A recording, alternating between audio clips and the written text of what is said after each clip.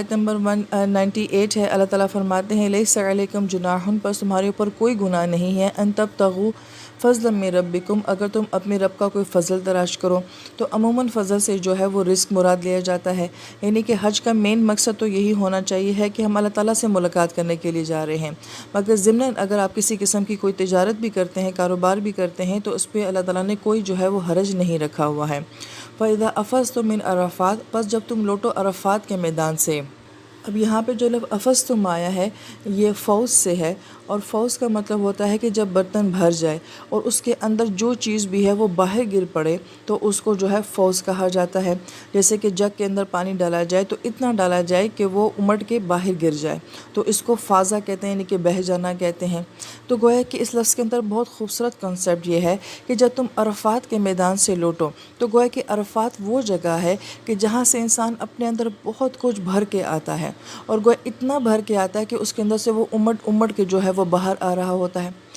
پھر جو عرفات ہے، عرفات کے میدان میں رکنا جو ہے یہ حج کا اہم رکن ہے، سب سے اہم رکن حج کا عرفات کا میدان ہے۔ اور اگر ہم وہاں پہ دیکھتے ہیں تو وہاں پہ کوئی تلاوت نہیں ہے، کوئی نماز نہیں ہے، کوئی طواف نہیں ہے، وہاں پہ کوئی عبادت نہیں ہے، مگر سب سے اہم رکن ہے۔ اور جہاں پہ اللہ تعالیٰ اپنے بندے سے کیا فرماتے ہیں کہ مجھ سے مانگو،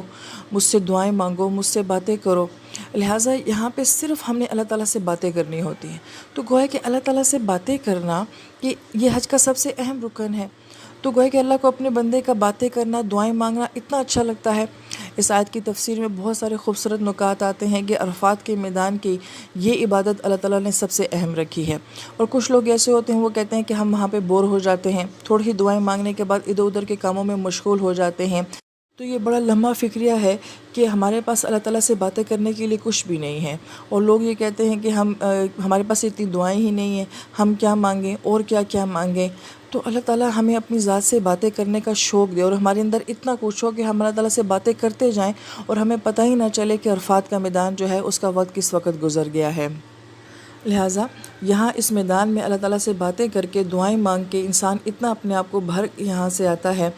پھر فرمایا فَاذْكُرُوا اللَّهَ عِنْدَ الْمَشْعَرِ الْحَرَامِ، پھر مشعر حرام کے پاس جو ہے اللہ تعالیٰ کو یاد کرو۔ اس سے مراد مزدلفہ کا مقام ہے۔ یہاں پہ مشعر کا لفظ آیا ہے جو کہ شاعر سے ہے، اور شاعر کا مطلب ہوتا ہے کہ ایسی جگہ جو بہت مقدس ہو، اور ایک ایسی جگہ جس کے بارے میں آپ کے بہت زیادہ جذبات ہوں، جس چیز کو آپ دیکھیں تو اس کو دیکھنے کے بعد آپ کے جذبات میں حرکت آ جائے، آپ ایموشنل ہو جائیں۔ یہی وجہ ہے کہ ہم جب بیت اللہ کو دیکھتے ہیں تو ایمان والا جو ہوتا ہے وہ جذباتی ہو جاتا ہے، اس کے اندر بہت سارے جذبات جو ہیں وہ اس گھر کے متعلق ہوتے ہیں۔ لہٰذا ہر وہ چیز جو کہ اللہ رب العزت نے اس کو مقدس کہا ہے وہ ایسی شاعر ہے ہمارے لیے کہ ہمارے اس کے ساتھ ایموشنز جو ہیں وہ جڑے ہوئے ہیں۔